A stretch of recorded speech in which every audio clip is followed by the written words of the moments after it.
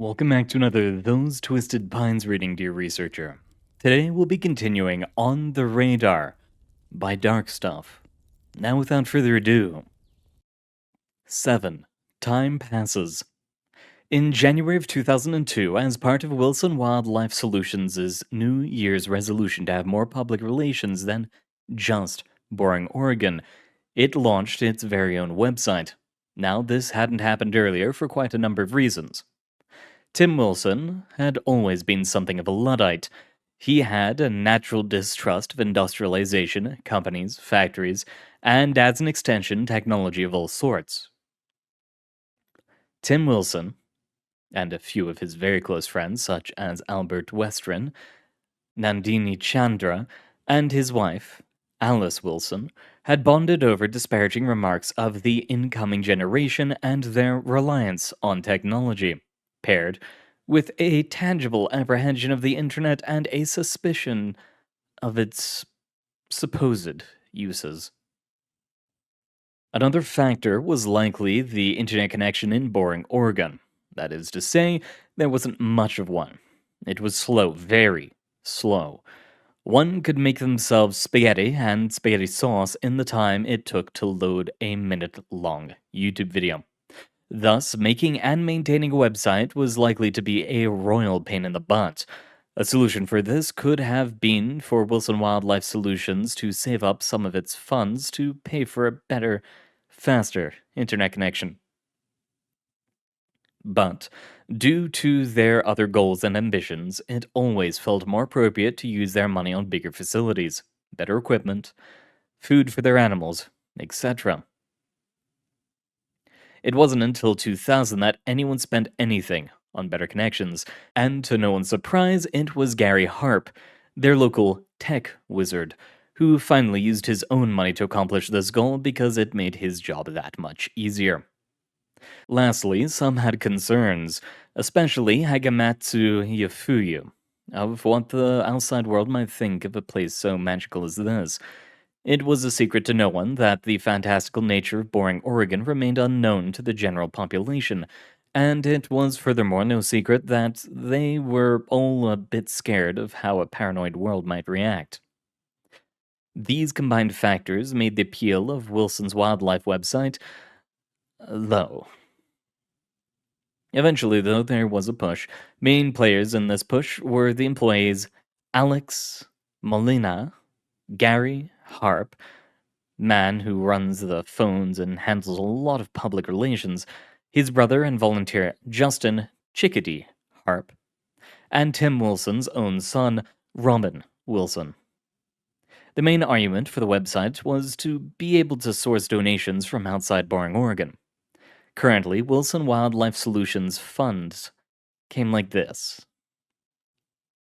They ran fundraisers, bake sales, petting zoos, communal parties, and wine tasting events, etc., had a venue for direct donations, and anyone at all could sign up for a subscription. This was about $15 a month, they needed money, you know, and gave everyone with it a discount on any of their services. Said services would be their pest control, their, well, that was really mostly it. That was the service you could purchase from them. Everything else was just stuff they did. Like monitor the populations of various local animals, give an ecosystem report every 6 months, research the pollution of the area, save animals, rehabilitate said animals when possible, and pave the roads. Yes, they paved the roads. It didn't really tie into anything else they did, but they thought that it would gain them public favor, and it was just a nice thing to do. So they took it upon themselves to pave the roads of Boring, Oregon. They also had a snowplow or two. A subscription also gave anyone their monthly catalog. Well, it did when they were in Boring anyways. Said catalog would be small reports of all their currently contained animals. Each log would end with something to the effect of, if you wish to help these animals, consider becoming a volunteer. Oh, and that was another reason to get a website. Organizing the volunteers had to be done mostly over the phone and in person. It was an arduous task that required a lot of paper and calendaring, and nobody wanted to do it. With a website, they could set up an online volunteer sign up that could then auto sort people based on criteria in their application. It would, of course, have to be coded well, but they were also saving up money at the same time to hire a coder for just such a reason. Well, at least the couple of people pushing for a website were. So, after the New Year's resolution of 2002 to become more integrated with and accessible to the public, Tim Wilson and his fellow dissenters had to give in to the website idea. Now people could see their work and choose to support them from around the globe. They had set up an online siphon to their company's bank account, and within the first couple of months of their launch, they got over 100 new subscribers. That was more than a $1,500 per month increase in funds, or for those thinking in years, 18,000 more a year. Which was exciting, of course. Based on their data, most of these subscriptions came from family members or friends of people living in Boring. It was a huge success. Well, alright, not huge, but definitely a success enough that it was worth it. But behind the veil, the Foundation was exerting influence. They had some input as well, of course. Firstly, since the Foundation had already secured much of Nexus 17's infrastructure, both through the government interference and more physical implements, they were largely responsible for a slow internet in the town. Not entirely no, but they got to decide whether they let it get better or slowed its progress. They clearly chose the latter. They knew they couldn't stop them getting a website forever, but they needed some things in place beforehand, or someone. Wajima Mayumi needed to be in a position where she could greatly influence the outcome of such a website. While Wajima was always a good employee, she wasn't yet the head of anything, and she would probably have to be the head of public relations or internet technologies or something to that effect before the Foundation would be comfortable with allowing a website. Unfortunately, this never seemed to happen. What did happen was that she joined the team pushing for the website. The best part was that she barely had to lie to them. Firstly, she was at the front of those people who were afraid of drawing government attention, or, though only she knew it, something bigger. Which was a real concern that she and others had. But then, after it became apparent that the website train had plenty of momentum, she said that she would fight for it and help set it up with the condition that they would make the site to not draw attention to the magic of boring. After a bit of lighthearted debate, that Wajima suspected to hide a real debate, they allowed a couple of cheeky references to their magical nature that would look like just fun little jokes to anyone across the internet. For example, Copper, the seal, remained Wilson's mascot, and on the site his personality was described as electric. The Foundation found this undesirable, but acceptable. As long as Wilsons continued to keep their more mystical aspects behind the veil, the Foundation would keep their hands off of their website. Well, except for through Wajima, but that wasn't quite the same thing. Either way, public attention had certainly raised some interesting questions. 8. Undercover Agent, Wilson's new socialite. It must have been the 50th bake sale that month. Wilson's loved putting on bake sales, and to be quite honest, Wajima was getting real tired of it. But she was never one to miss out on a Wilson's event, and she was always one of the first to say she'd run the sale herself. This time, though, she was sent to start sticking around because a good friend of hers, Gary Harp, had been the one to set up to the task. She knew firsthand how boring and repetitive it could get, and she didn't want Gary to fall to the same fate she did. So Wajima parked her car across the street from where Gary was set up, in front of the road to Damascus Church in town. It was a Sunday, and they were hopeful that a good number of people would pass by. But it was no secret that the bake sales had been making less and less money, perhaps due to the sheer number of them, perhaps due to the fact that people can only enthusiastically make cookies so many times. Perhaps some other unthought of factors were at play. Who truly knew? Wajima opened the trunk of her red Toyota, pulled out a fold up chair, some chips, a sandwich for later, and a big bottle of Coke and 2 cups. Then, after closing, with some difficulty, the trunk, she made her way over to Gary. Gary hadn't seemed to notice her yet and was drumming his fingers on the stand. "Hey," she yelled over to him as she crossed the street. "I thought you might like company." Gary's head shifted in his palm. "Hey, thanks, Aggie." Wajima set up a chair beside him, set the soda bottle on the ground with the 2 cups upside down on its top, ripped open the bag of chips, set said bag of chips on the table along with her sandwich in a box, and then leaned back in her chair. "So, how goes it?" "Terribly." "Ah," Wajima nodded. "So it would seem. Business will probably pick up once church gets out, right? Who can resist after church cookies?" Gary sighed. "Easily it would seem. It's not like we haven't done this before. Every time the sales go down." Gary fondled a cookie. "At least we get a lot of extra baked goods for ourselves, but this really is a waste of time."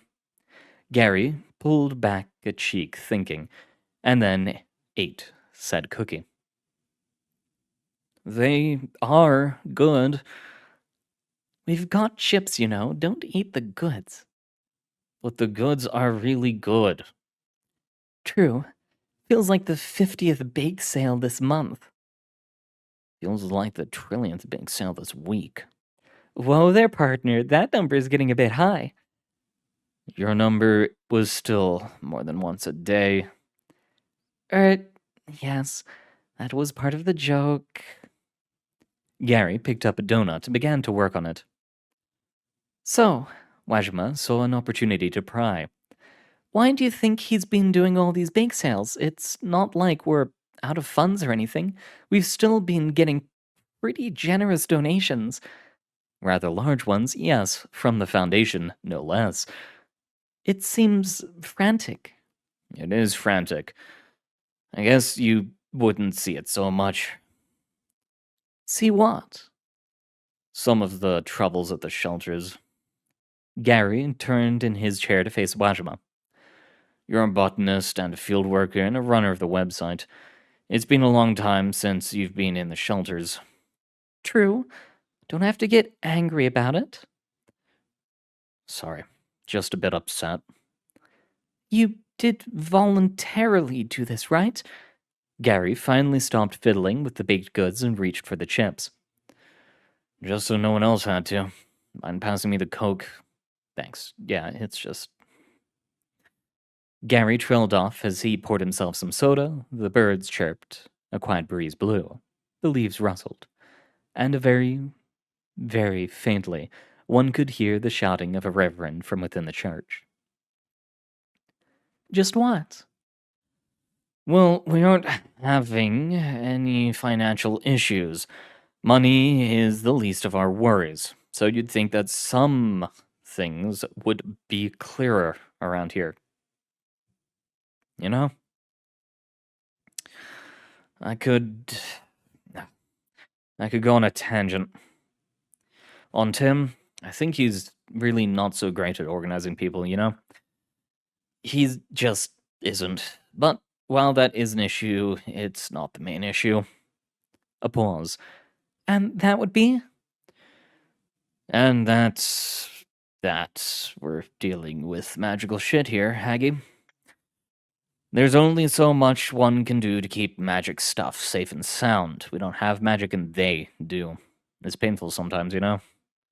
Gary swigged some soda. It just feels like we're bitten over our head, is all. Tim thinks it must be the budget, so. Gary motioned emphatically to the bake sale. All this, he's freaking out about it. I can't even say overreacting, just in the wrong direction. Wajima frowned. What's the right way? Gary drank some soda and took a good long while to swallow. I don't know. I don't know if we know. That's what's a bit scary. Copper's still got no pals, whole tank to himself. We gotta put out a fire every other day. At least we see it coming. Can take it out. No one gets hurt. Some animals have, though. We don't know what to do. We can't just release them back into the wild. I mean, if they start fires here, at least we're here to put them out. We can't willingly let them start fires out there. Some of them teleport. Some of them are literally hard to look at. Some of them we have trouble remembering, and those ones stop getting fed for a couple of days, and we feel so horrible when we stumble across them again.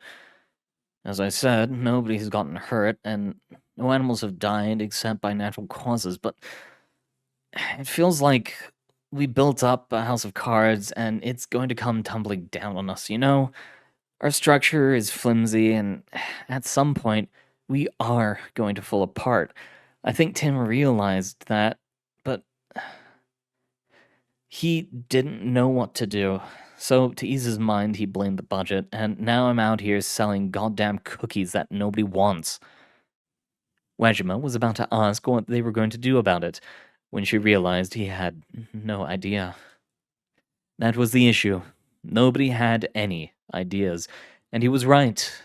In positioning herself to be more involved with the fieldwork, sometimes there were anomalies that the Foundation would really rather have, and Wajima regularly ran interference, and more involved in the website, she had removed herself from something the Foundation would want to know a lot more about: how well their containment was holding up. Wajima was perhaps discouraged to hear the news, but it wasn't unexpected. In fact, it was one of the main criticisms many of the higher-ups had, that Wilson's was getting in over its head, and at one point or another the Foundation would seriously regret trusting them. So far, this doubt had been staved off by exceptional performance on Wilson's part, and their leaning towards maintaining the Veil and the Foundation having an agent among their ranks. They were still trying to find a second agent to butt in and join Wajima, but the project had been put off for so long because nobody had put in high on their list of priorities despite Wajima's pleading, and the Foundation's saving money because of Wilson's existence. Indeed, Nexus 17 could not be thought of to be in anyone's jurisdiction except Site-64's, and Site-64 was the main site for all dealings with 3 Portlands, its sister city, the one and only Portland, Oregon, and then the many going-ons of the rest of the west half of Oregon. The east half of Oregon was mainly maintained by Area 12, a site that was lower budget and had less to do, which wouldn't seem to fit to monitor Nexus 17 even if it were in the area. In this way, Site-64 had plenty to do already without having to contain everything within Nexus 17, and a group of interests stepping in to do so themselves had made them forgive, or maybe the better word is overlook, the shortcomings of Wilson Wildlife Solutions. Reasoning that Nexus 17 seemingly never produced anything seriously dangerous anyway, Wilson's was allowed to exist, and the O5 Council backed this decision, though it is to be noted that it was a tight 7-6 decision. Wajima was suddenly a bit stressed by what might become of the organization, or what the Foundation would have to do in the situation that it did all come tumbling down. But, seeing as she was Loyal to both the Foundation and Wilson's, though the Foundation clearly came first, one thing was clear. We have to take this up with Tim then, right? Ugh, yes, we do. Gary's upper lip curled in distaste. Should have done it sooner, but I didn't want to. Hard to talk back to the big boss. Gary started to smile again. He's just so damn jolly. Criticizing him feels like punching a baby. Gary and Wajima giggled. All right, want to pack up early as a form of protest and take this to the higher-ups? Yeah. Gary stood up. Yeah, I really would. Gary whipped back his leg, then flung it forward into the table, but suddenly stopped, making only some cookies shudder, and uttered, "We should eat all the cookies and donuts and croissants first, as a form of protest, of course." Of course. Gary sat back down. Yes, let's. And we've got one more part to On the Radar left, but for now, we'll end it here. Thank you very much for coming, dear researchers. It has been, as always, an honor reading for you. Good luck out there, and I hope to see you all next time.